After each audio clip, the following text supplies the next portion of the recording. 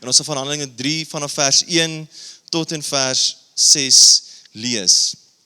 Hier is 'n baie interessante skrifdeel, wat ons baie bekend is mee, en een van my gunstelinge skrifdele wat gaan oor Petrus wat sê, ek het nie goud vir jou nie, maar hier het ek wel, ek het Jesus Christus, staan op en loop, en soos ons verder aanlees, het die man toe opgestaan en toe geloop.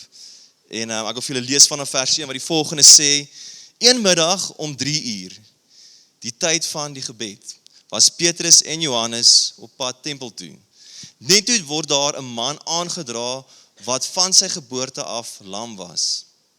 Sy mense het hom elke dag by die tempelpoort, wat Mooipoort genoem is, neergesit om by die tempelgangers te bedel.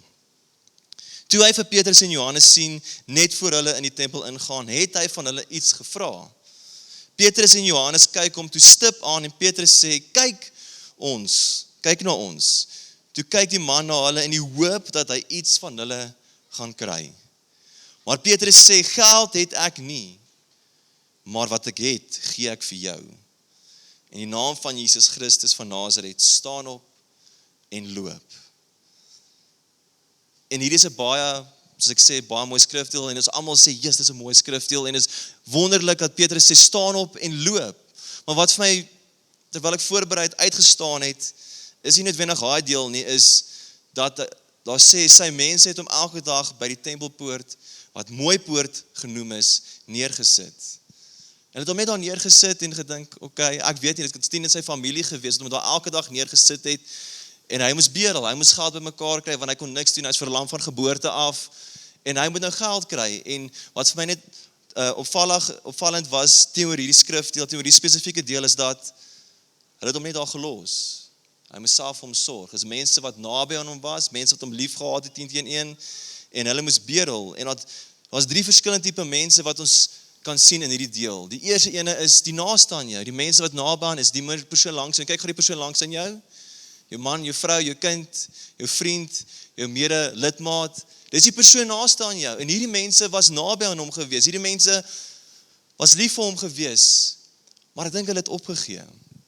Ek dink hulle het gedink, ek weet nie of hierdie persoon ooit gaan genees word. Ek weet nie of hierdie persoon ooit aangeraak gaan word nie. Ons gaan maar net hom maar neersit, en hy moet maar vir 'n geldjie bedel, en ons gaan hom weer optel, en weer neersit, optel, en weer neersit. En baie kere in ons eie lewens het ons by daai plek al gekom, waar ons moeg is om te bid, ons moeg om te baklei, ons moeg om hoop te gee vir die wêreld, ons is moeg om op te staan, en ons is by 'n plek waar ons net dinge in ons lewe neersit, waar ons die mense waarvoor ons lief is in ons lewens, die mense wat dalk nie die Here ken nie, dalk is daar mense by jou werk, by jou boerdery, waar ook al jy mag wees, waar jy net soos sê, Here, ek kan nie meer nie, ek weet nie meer nie, ek gaan die persoon net neerlos en genade oorgee aan hulle. Het jy al so gevoel, kerk? Waar daai plek gekom waar ek sit daai persoon net neer en ek wil nie meer nie, ek kan nie meer nie. Terwyl hulle eintlik saam met hom in die tempel kon ingegaan het. Terwyl hulle hom kon gevat het, gebid en gesê, Here, vanmôre roep ons uit tot sy genesing, vanmôre vertrou ons, waar hulle elke oggend gesê het, ons gaan jou nie neersit nie, ons gaan jou hierso in die kerk, in die tempel inbring, want ons 'n ander storie van vriende, wat hulle vriend bo die dak, hulle het in die dak ingebreek, en as ons dink, ons gaan ons die persoon wil skiet, want dit is 'n skelm. Maar in Markus 2, sê die volgende vanaf vers 3 tot 5, daar kom toe mense wat 'n verlamde man na hom toe bring. 4 van hulle het hom gedra. Toe hulle hom weens die gedrang nie by Jesus kon kry nie, breek hulle die dak reg bokant hom oop. Hoop iemand breekie vandag in die kerk in nie. En nadat hulle 'n opening in die dak gemaak het, laat hulle die verdraagbaar waarop die verlamde man gelê het, daardeur afsak. Yes, imagine sulke vriende te kan hê. Dink vir jou oomblik, hulle sal 'n dak vir jou oopbreek, hulle sal hom in 'n draagbaar afsak, sodat hulle net by Jesus kon uitkom. Toe Jesus hulle geloof sien, sê hy vir die verlamde, vriend, jou sondes word vergewe.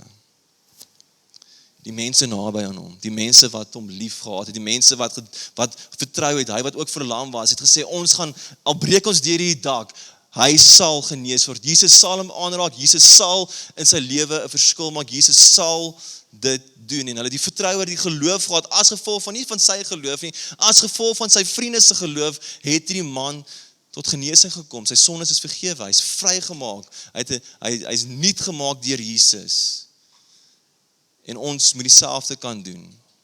Ek weet jy is moeg vanmôre kerk, ons is in die tyd van hierdie jaar waar almal moeg is, jy is oorlaai, jy voel as jy iemand in 'n kar sien wat net iets verkeerd, dan kry jy road rage, wat ek baie keer ook kry, en dan moet ek besef, ek moet rustig raak, ek is 'n kerkmens, ek is die pastoor, ek kan nie road rage kry nie, al wil ek baie graag.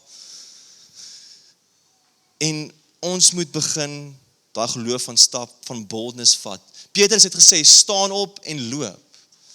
En ek sê dit gaan nie altyd gebeur nie. Ek sê nie altyd daar gaan so oomblikke wees nie, maar daar kom sulke oomblikke waar ons net boldness moet vat en sê Here, genoeg is genoeg. Nou weet ek u gaan ingryp en u het my die krag gegee. U het my toegelaat deur die Gees om groter wonderwerke as u te doen. En ons wil dit nie altyd glo nie, want ons voel ons is net 'n klein mens, maar ek is 'n klein mens. Ek is niks nie, maar God in my kan dit doen as ek hom sal toelaat om dit deur my te wil doen.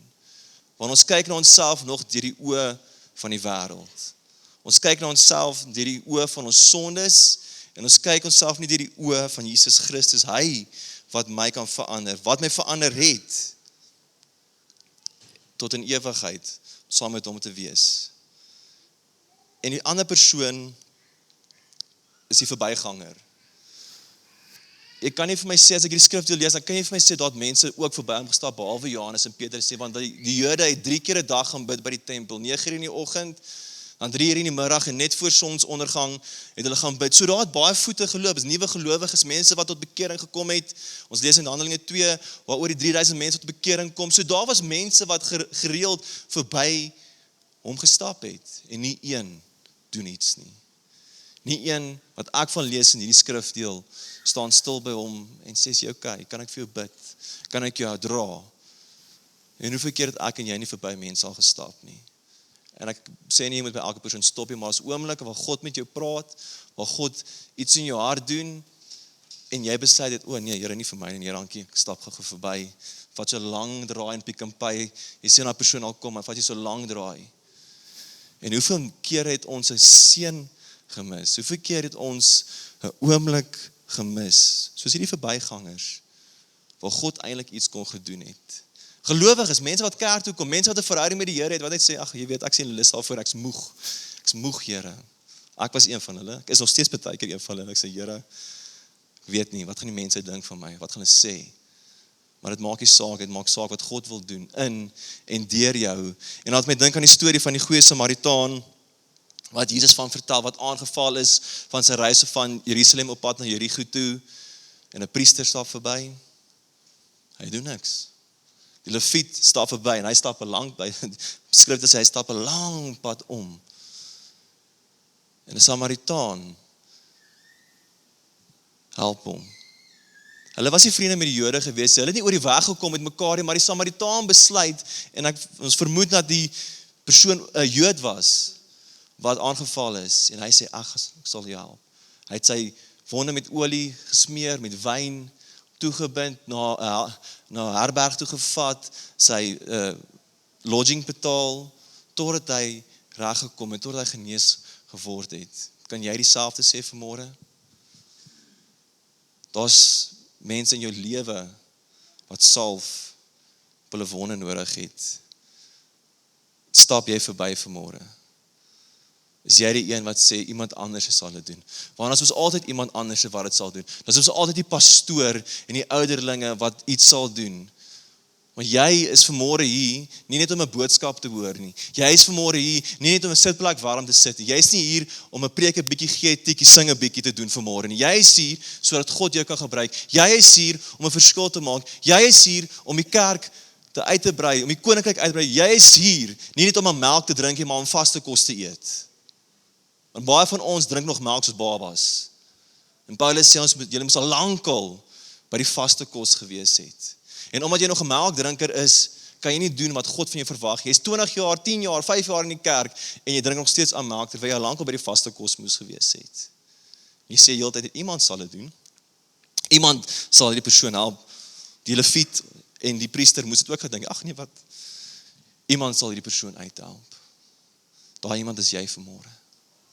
Is ek vanmôre. Kyk na die persoon langs aan vir jou. Kyk gou vinnig hulle. Sê jy is die persoon.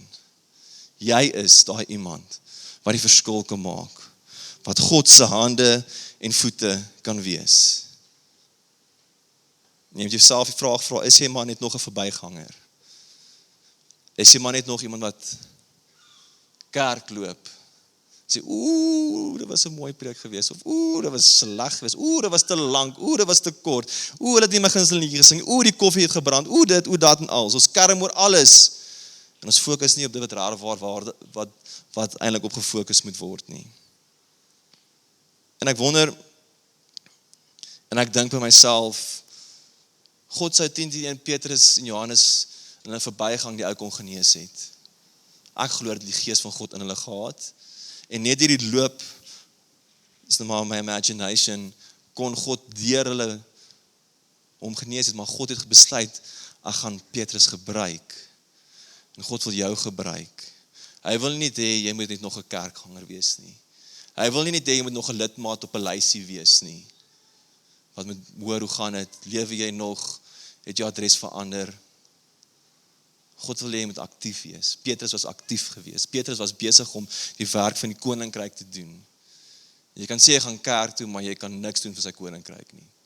Is dood ernstig met jou. Jy kan sê ek gaan kerk toe, jy kan tiende gee, jy kan vriendelik groet, maar jy kan soveel vir die koninkryk van God beteken.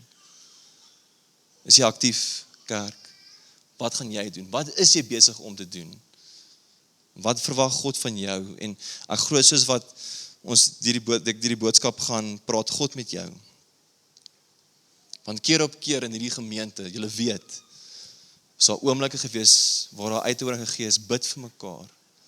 Dan kyk na die gehoor en dan is daar nie een persoon amper wat opstaan en dink ek, Here, hoekom moet die pastoor altyd bid? Ek weet, die gemeentelede wil die pastoor, want ons het iets anders. Ek weet, daar's iets lekker om ons. Ek weet nie wat dit is nie, seker om ons nie die pastoor is, maar God wil nie net my gebruik nie, God wil nie net Wouter gebruik nie, hy wil nie net John Renay gebruik, hy wil nie net die leierskap gebruik, hy wil jou gebruik. Hy wil deur jou 'n verskil maak. En is tyd dat jy jou medebroer en suster sal begin bedien. Net so sê, hey, hoe gaan dit? Jesus, kyk lyk sy in daai rok.